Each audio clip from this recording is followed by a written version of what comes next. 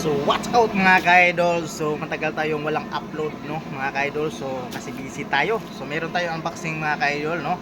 Order natin galing sa TikTok mga ka-idol. So sapatos to mga ka-idol.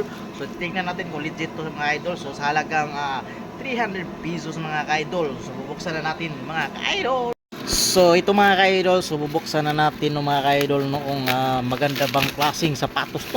Kahit 300 pesos mga ka-idol. So kasi sabi kasi sa TikTok no, maganda daw ang klase nito. So matibay. So ayan. Oh. Okay. So ayan na mga ka-idol oh. Di ba? Maganda siya mga ka-idol. Ayan. Oh. Di ba? Parang rubber siya dito mga ka-idol oh. So ayan. Okay. So maganda siya mga ka-idol. Oh.